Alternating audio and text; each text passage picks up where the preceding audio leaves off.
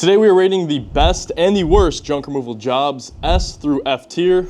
My name is Logan Sullivan. I'm the CEO and founder of Junk Punks Removal Service. We are a junk removal company that started in Wisconsin, and we have now scaled over $4 million a year in system-wide revenue. We plan to seriously increase that over the next 12 months. Now in junk removal, we'll find just about everything. We've removed something like sailboats or something as simple as a curbside sofa. In this video, we'll go over the best and highest paying jobs versus the jobs that are gonna waste your time and not make you very much money. With all that being said, let's hop right into it. Appliances. I'm going to put appliances in the F tier. Appliances are probably my least favorite type of job. Now here's why. A lot of people, there's companies that take appliances for free or companies that scrap appliances, but it's not like a very nationwide thing where every single city has a company that will come pick up free appliances for you. So people don't know those companies, so they call companies like us junk removal companies, and we end up paying for a lot of those leads, and they're pretty expensive. People say,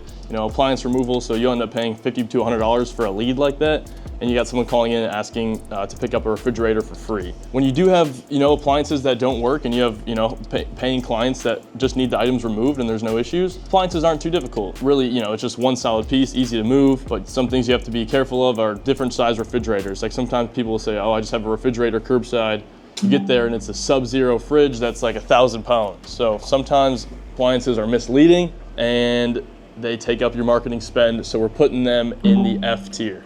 Furniture removal is next. We're gonna put furniture removal in the C tier. Now, the reason it's gonna go in the C tier is a lot of people think their furniture is nicer than it is. So what happens is you get people calling, they say, oh, I think we can donate this stuff, or you guys can sell it or reuse it. And you get there and it's all ripped up or whatever, and it's old furniture.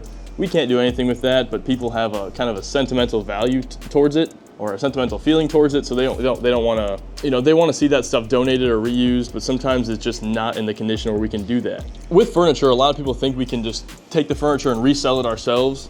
We are not in the furniture resale business, we're in the junk removal business. So when we first started, yeah, some items we would resell. Rolling that out system-wide and actually making it, you know, a process of the company is super difficult. And what you realize what happens is it actually takes away from your junk removal operation and it slows that down, and you're replacing it with the furniture reselling operation, which is actually less profitable and can make you less money than doing junk removal. With that being said, furniture is gonna go in the C tier. Corporate office cleanouts are gonna go in the S tier. Companies are moving all the time, relocating from northern states to southern states, from cold states to hot states. Whatever the case is, companies move and they need to do it quick, and they're on a timeline and they have a budget. The difficult parts of landing these big commercial cleanouts are gonna be the negotiation process and actually getting them to accept your quote. Usually these companies are gonna have multiple companies coming out there to quote the job. So your quote has to be good, and you have to build really good rapport with the managers to actually land these jobs. But the good news is, once you start landing these jobs, these property managers talk, and they will give your info to other companies in the area or other locations of that same business that they have. So really good word of mouth once you kind of get your foot in the door. So that's why these are gonna go in the S tier. These are also some of the highest paying jobs you can land as a junk removal company. Estate cleanouts, we're gonna put estate cleanouts in the C tier.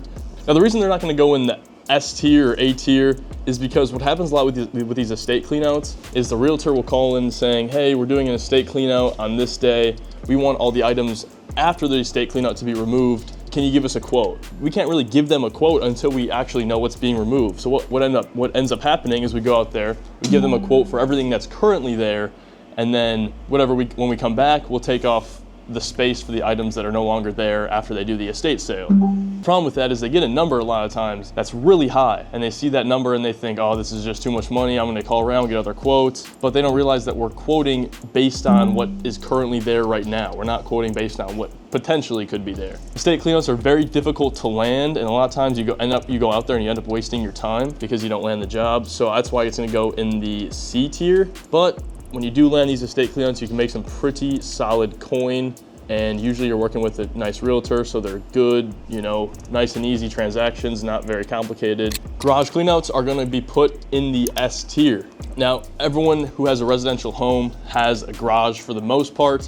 and that's where they put all their crap, right? If you have a garage, you have a house yourself, you know that's where you put, you know, all the old stuff you don't use anymore, use that for storage, and it builds up over time. And eventually you either gotta clean it yourself or you gotta call a company like us to come out there and clean it for you. Garage cleanouts are super nice because we can just back the trucks right into the garage, or right up to the garage at least, so there's no super long walks. It's nice and easy. I like garage cleanouts too because you can see everything that's going. You don't need to go in different rooms or go in the attic. It's all right in front of your face.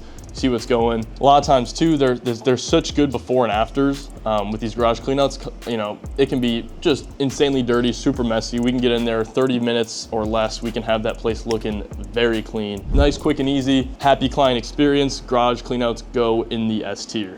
Hoarder house cleanouts, A tier. Now, I think hoarder house cleanouts are probably everyone's least favorite jobs to physically do, but they are the highest paying jobs. You can get the hazard fees, you can get the weight fees, the electrical fees. There's all kinds of things you can add in there with these hoarder house cleanouts. That takes the company longer, more regulation, more restrictions on us, where we have to charge the client more money to actually do these jobs. I know a lot of guys that love getting hoarder house cleanouts. They get them on their schedule and they're hyped because they know it's the only job they have for the day, and they're gonna get a pretty good check on the job. But we have a lot of guys who do not like doing hoarder house cleanouts. They'd rather have a stacked schedule with smaller pickups to do instead of being in one area the entire day. That being said, hoarder house cleanouts are personally my favorite jobs, but I know they're not everyone's, so that's why I'm gonna put them in the A tier, not the S tier.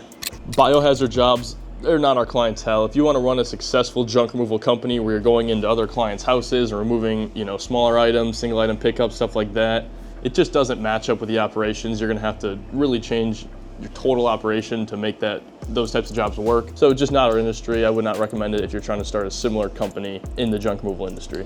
Last but not least, we're gonna go with single item pickups.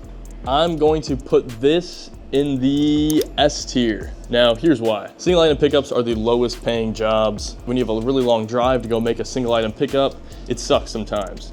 But here's what happens. Single item pickups, when you're doing your minimum charge, you're usually at least covering your expenses to win that job and to pay for that lead if you paid for a Google ad, for example, or paying for the gas to get out there, the labor for your crews. So it covers your expenses, but you're really not making profit on these single item pickups. What happens though is when these clients call you back for the second time, third time, fourth time, that's a free lead. You're not paying for them to, you know, hear about your company via Google ads. They already know about your company. So when they do call back, you are making a lot more profit off these clients than a new client, for example, from a Google ad. So single item pickups, yes, they suck sometimes. They're the lowest priced jobs, but we like to get those clients in our system and using our company. With all that being said, guys, the gist of this video is that it doesn't really matter what jobs you're doing as long as you're doing jobs. We do all types of jobs. We've only gone over a couple different types in this video, but I could go on for hours of different types of jobs that we've done. Reality is, once you start getting your name out there and doing these jobs, the real benefit is the repeat business and the referral clients that come from doing these jobs, not necessarily just the first job from a new client. Following these principles is what's taken Junk Punks from nothing to $5 million in revenue into the future largest junk removal company in the United States. If you guys found any value from this video or our other videos, make sure you follow along, click that subscribe button, and watch the journey of us taking this thing to something crazy.